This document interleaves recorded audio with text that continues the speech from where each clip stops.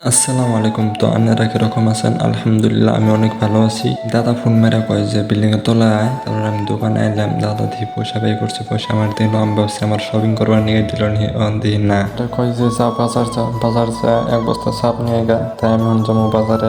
মনে করুন যে আঙুলি বিলাই বাচ্চা সারাদিন শীতে পড়ে থাকে, আর এই বিলাই বাচ্চাটা নিয়ে এখন গেতাছি পহলা বললি আমি বাজারে। আর এই রাস্তা কি আর কমু, রাস্তা সেই খারাপ আঙ্গু বাড়ির রাস্তাটা, এই দেখুন কিরম ভাঙ্গা রাস্তা।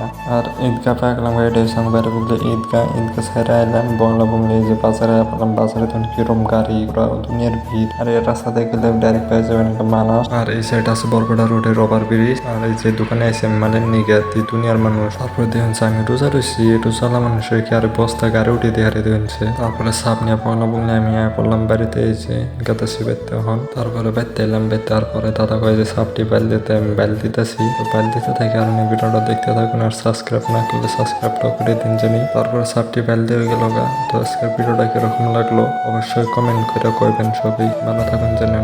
Bye bye, tata guys.